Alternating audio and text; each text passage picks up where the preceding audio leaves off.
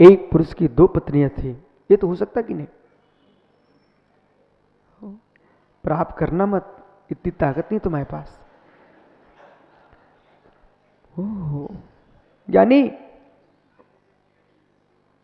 भीलवाड़ा, एक व्यक्ति के 2 पत्नियां थी, उसकी मृत्यु हो गई, परंतु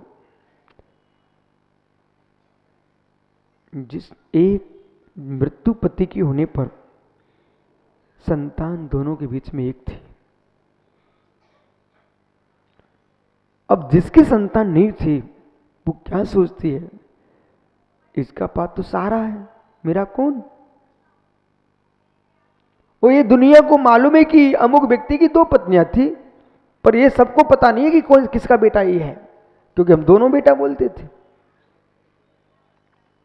और एक दिन विषमवाद हो गया, सारे के लिए जिसका बेटा नहीं था उसने कोर्ट केस कर दिया कि पुत्र मेरा है। ऐसे ही होता है, जो कोर्ट केस ज्यादा करते ना, समझो उनकी वस्तु कम है, दूसरे की हड़पने के लिए ज्यादा करते हैं। हालांकि जितने भी केस होते हैं वो दूसरे के लिए की होते, अपने लिए तो होते नहीं है। अपनी वस्तु में तो कोई केस लगते ही नहीं है।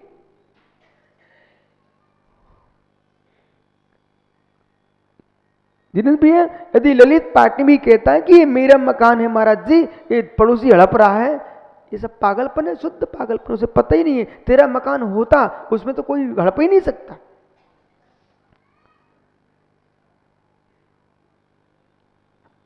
ये आपकी मान्यता है कि मकान मेरा है, पर सत्य है मात्र तू ही तेरा है और विश्व में किसी पर तेरा अधिकार नहीं।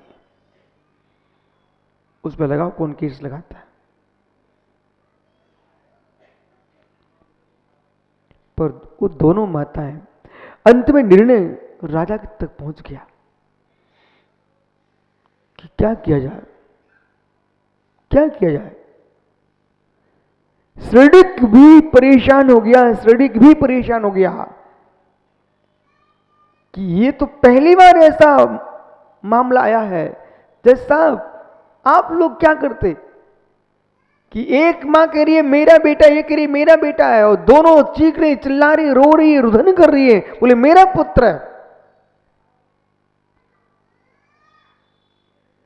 श्रृडिक का पुत्र अभय कुमार था।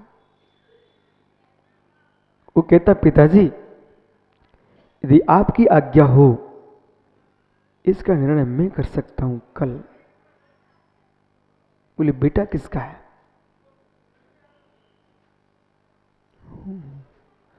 विषय द्वैत में सुनना, द्वैत संधान समझना।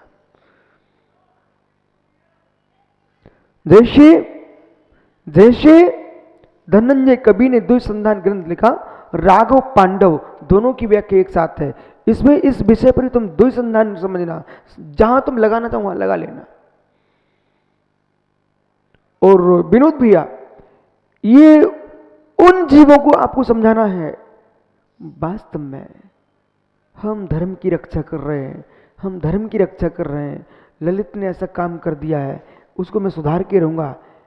ये वे कहते हैं जिनको जैन धर्म से कोई मतलब नहीं है, मात्र उसकी बदनामी करना चाह रहे हैं आप और अपने यश लूटना चाहते हो। ये तुम्हारे अंदर धर्म है मित्र, एकांत में उसको समझाओ और ऐसा कहो मेरे अध्यक्ष श्रेष्ठ है, तुम कैसे कह सकते गलत है।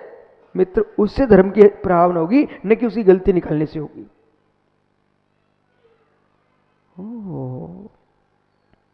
धर्मात्मा की गलती नहीं निकालता है, धर्मात्मा गलती छुपा करके एकांत में उसको समझाता है। बोलो बराबर है कि नहीं? वो मां चिल्लाने लगी पुत्र मेरा, पुत्र मेरा, पुत्र मेरा। दूसरे दिन सभा में दोनों माताओं को बुलाया गया और बेटे को बुलाया गया। अब बेटा भी बेचारा परेशान था, क्योंकि जन्म से दोनों ही को दुला दे रही थी। और पिता यही कहता था बेटा ये तेरी 2 माँ, ये तेरी 2 माँ, ऐसा कभी कह मत देना, पागल बन मत जाना कि बेटा तुम्हारी 2 माँ, ऐसा कहना बेटा। ये मुंह बोली माँ है, ये जन्म देने वाली माँ, ऐसा बोलना आप। नहीं, किसी की दो पत्नियां हो भी और जिसकी संतान हो सच्ची मां उसे ही कहना। धीरेन्द्र भाई, अभय कुमार ने क्या किया? महाराज सड़क के सामने उस बेटे को 20 सभा में लिटा दिया। पंडित जी, निर्णय कैसा होता है?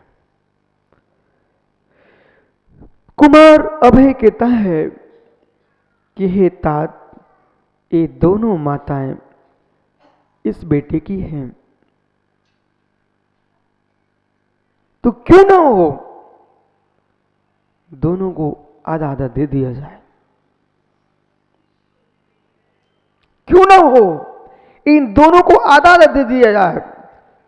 तो पूछते हैं मां से, क्यों मां, इसके 2 टुकड़े कर दिए जाए, आधा आपको आधा आपको। तो एक कहती हाँ ठीक ठीक करो, दूसरी कहती नहीं, इसी का बेटा आप इसी को दे दो, मुझे नहीं चाहिए। मां आप निर्णय करो, बेटा किसका था?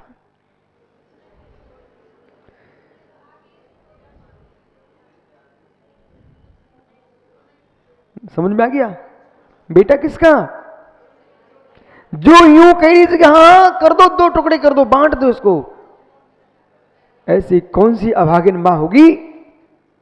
एक सियालनी सिंगनी भी अपने बेटे के टुकड़े नहीं करती है, फिर तुम कैसी मनुष्यनी हो कि अपने पेट में ही बेटे के टुकड़े कर देती हो?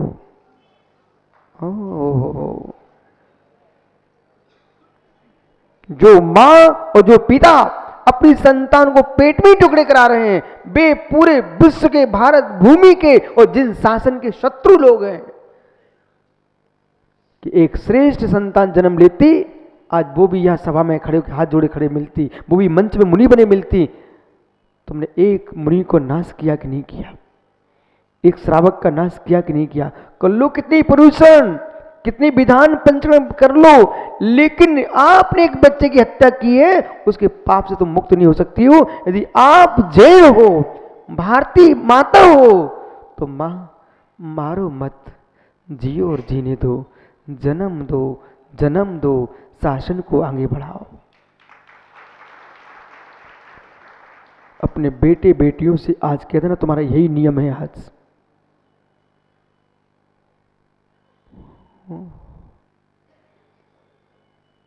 जिसका बेटा था वो मालूम क्या बोली?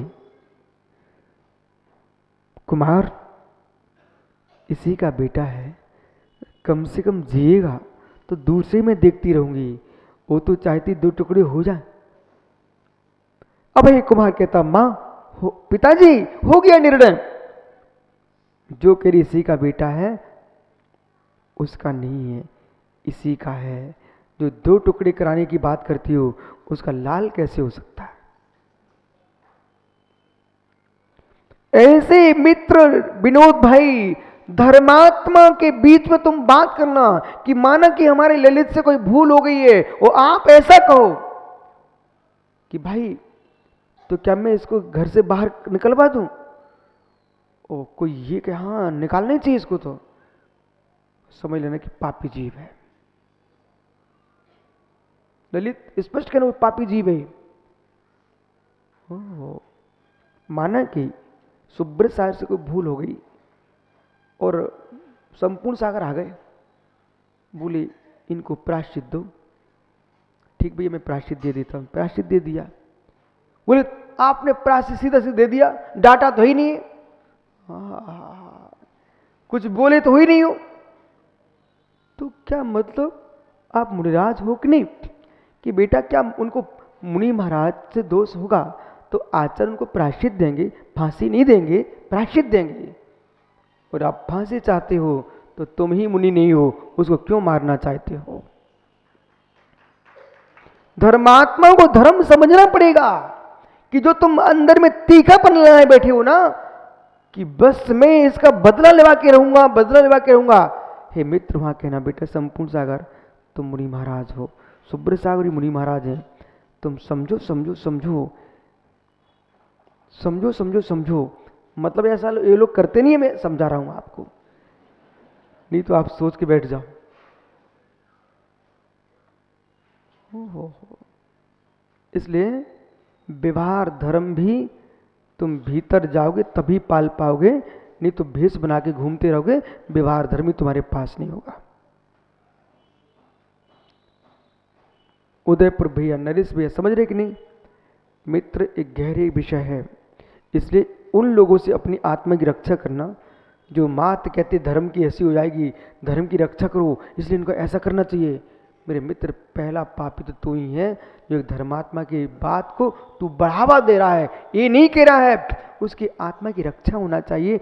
जिन शासन में ये लिखा हुआ है कि यदि कोई ऐसी घटना देखने को मिलती है, आंखों से मैंने देखा, एक दिन एक सांप ने मेढक को निगल लिया,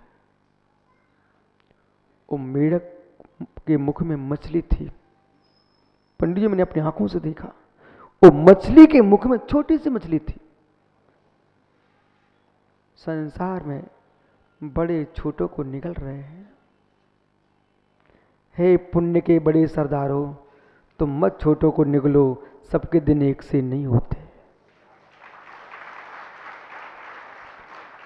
बड़ी मछली छोटी मछली को मत निगल, तुझे भी कोई सांप निगल लेगा, कोई मेढक पकड़ लेगा, मेढक मत तू निगल, तुझे भी सांप पकड़ लेगा। और सांप को मयूर ने पकड़ लिया, और सांप को मयूर ने पकड़ा, अब बोल तू क्या करेगा सांप? तो मयूर को बहेलिया ने बाण मार दिया, एक दूसरे को मार रहे हैं, वो बाण मारने वाले को यमराज ने मार डाला, कोई किसी को बचाने वाला नहीं। मत मारो किसी को, मत मारो किसी को।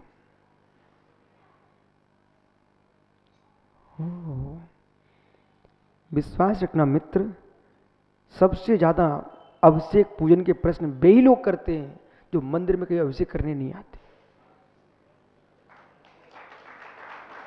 एक दिन 16 की धोती पहन के नहीं आए और 50 बातें सुन, महाराज जी क्या करना चाहिए, ये चढ़ाना चाहिए, ये चढ़ाना चाहिए, ये करने के, तू एक दिन करके नहीं तो आ तू परमेश्वर, फिर देख लेना क्या करना तुझे।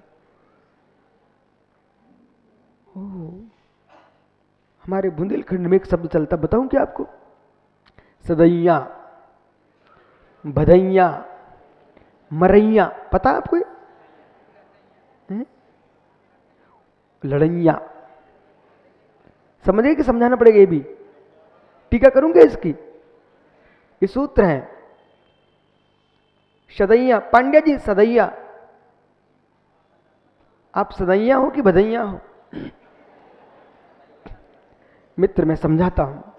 सदैया का मतलब है जो प्रतिदिन भगवान की पूजन अभिषेक करते हैं, वे सदैया लोग हैं।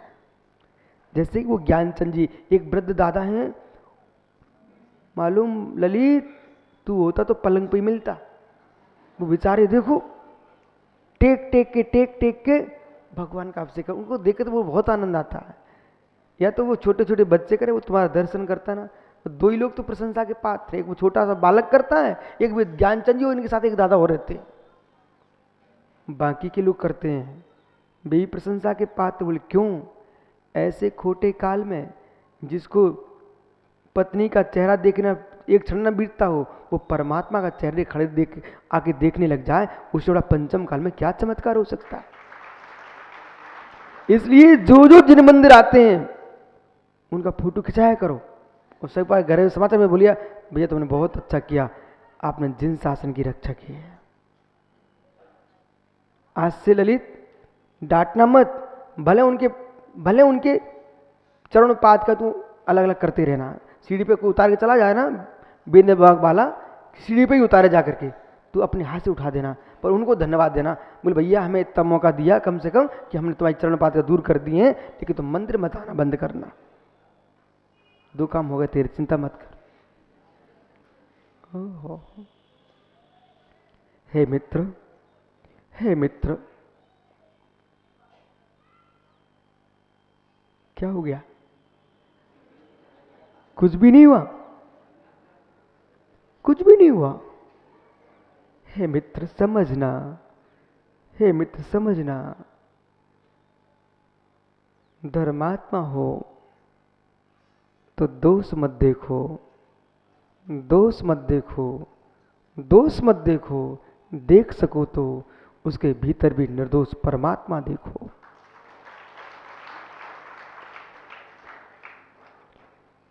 भड़कीले भाषण देने वालों से कभी धर्म नहीं चलता, धर्म उनसे चलता है जो जिनवाणी का व्याख्यान करते हैं। इसलिए मित्र समझने नहीं, 177 नंबर का श्लोक चल रहा है, इस पर ध्यान दो। ध्यान की व्याख्या कर रहे हो, ध्यान दो। ध्यान तभी लगेगा जब तुम्हारा ध्यान दोषों से हटेगा। मित्र डायरी पर नोट कर ले रहे, पंडित जी ध्यान तभी लगेगा जब ध्यान दोषों से हटेगा। किसी भी दोष पर दृष्टि है, मैं आपको चुनौती देता हूं, एक शांति से नमोकार की माला फेर के दिखा दो।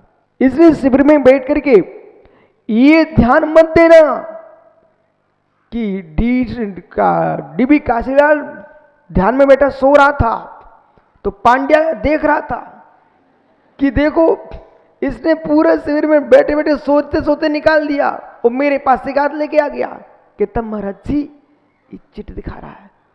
बोले मैं तो मोबाइल पे फोटो भी खींच लाया हूँ। क्या? डीबी काशीलाल सो रहे थे ध्यान में। हम कि बहुत अच्छा तो ज्ञानी मिला मुझे, इधर आ। हे जीव, वो सो रहा था, उसने सोते सोते ध्यान नहीं किया और तू देख रहा था, तूने देखते देखते ध्यान नहीं किया। कम से कम उसने थकान तो मिटा ली, तू थक ही गया। हो ऐसे कलयुगिया धर्मात्मा है कि उन्हें अपनी चिंता नहीं कि हम देखते देखते समय नष्ट कर रहे हैं अपना। उसे देख रहा था कि डीवीडी का सो रहा सो रहा सो रहा सो रहा, तू 1 घंटे तक बेचारा यही देखता है। मतलब या पांड्या से मतलब नहीं ना, डीवीडी कास्ट है, उनके तो नाम लिए ऐसे लोग भी आए होंगे।